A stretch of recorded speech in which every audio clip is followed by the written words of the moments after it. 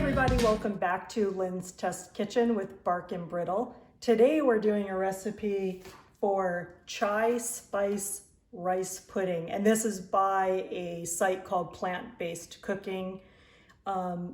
This was sent in by our good friend Christina, who you may meet later during our taste test. So I'm gonna go through the ingredients and then we'll get it put together. This is gonna be a pretty short video because basically it's mostly cooking. So I won't make you stay for that whole thing. But let me show you what's in the recipe and then we'll get it all put together. So it calls for 1 cup of jasmine brown rice. I could not find jasmine brown rice at the store, but I found a long grain brown rice that has the same cooking time as what's in the recipe. So we're gonna use that. And then cinnamon, and she specifically said Ceylon cinnamon. I have Saigon, but so that's what we're going to use. And cardamom, allspice, non-dairy milk of your choice, some vanilla, and then we're sweetening it with maple syrup.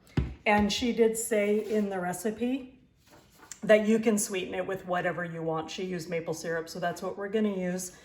So it's a pretty easy recipe. Basically, she said to rinse the rice under running water. And the reason she does this is because rice has trace amounts of arsenic.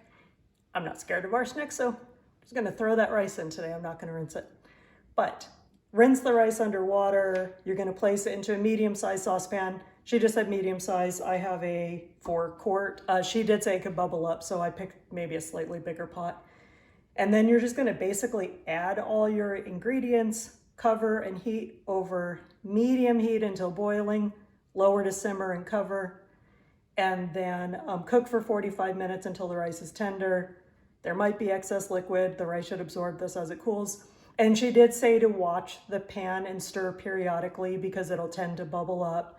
And then at the end, once you taste it, you can add more sweetener if you need. So we're gonna get this together. There's no particular order. So gonna start, I'm gonna put the rice in.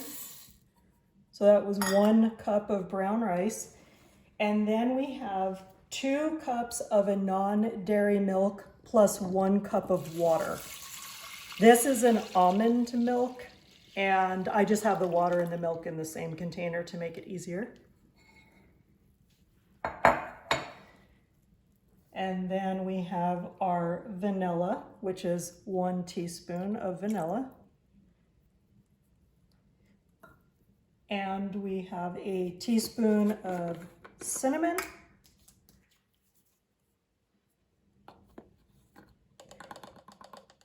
That smells really, really good.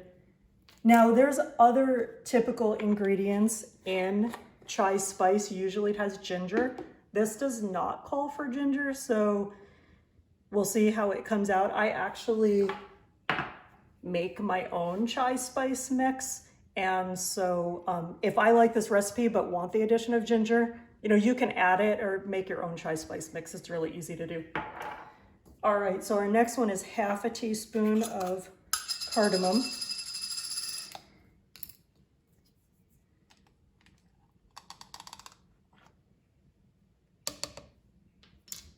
And half a teaspoon of allspice.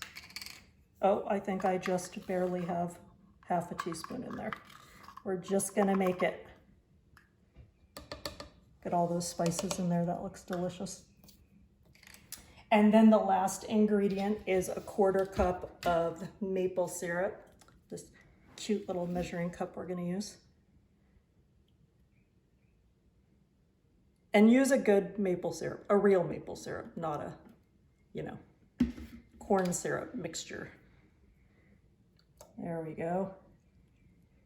Maple syrup in. So you can see this is gonna be a very brown, a dark recipe for rice pudding. Typically it's a lot lighter, but we have all these real warm spices in here and I can smell them coming out of here. It smells delicious. Okay, we're gonna get this on the heat. Medium heat. I'm going to cook it for 45 minutes and I'll probably show you a few times in between what it looks like, and then otherwise we will be back to taste it.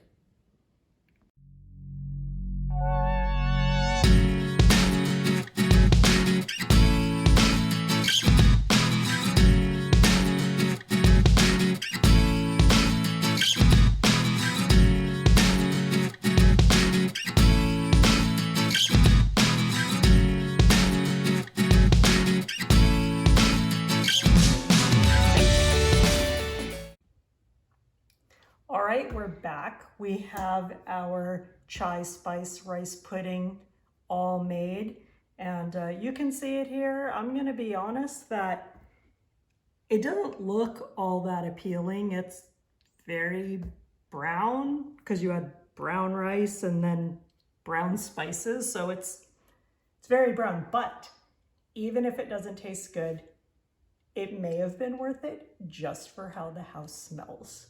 So for that, I'm gonna say it was a good try anyway. So we're gonna try it. Christina and I, this was actually Christina's pick this time. So we're gonna give it a little try. She suggested toppings like hemp seeds, berries, walnuts, or unsweetened non-dairy yogurt. I had some strawberry and mango in the house today, so that's what we're gonna use. So you're ready to give it a try? I am ready. All right. I mean, it's rice pudding. And would you like to put some toppings on there? Yes. I feel like it needs some color. Yeah, that makes it look much more appealing. Yes. All right.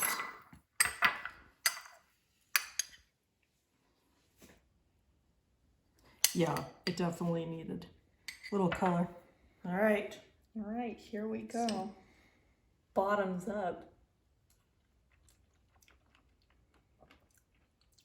I think that's really good. Mm. Kind of just tastes like oatmeal, sort of. It does have a very oatmeal-esque, but it doesn't have ginger, which normally is in chai. So it's maybe a little bit milder.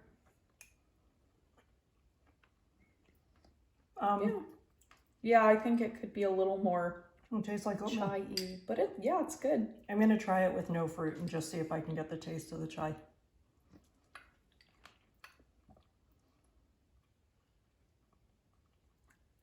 The cinnamon is predominant, but there is the allspice and cardamom in there. Yeah, I mean, it's good. I don't know that I go out of my way to make it again.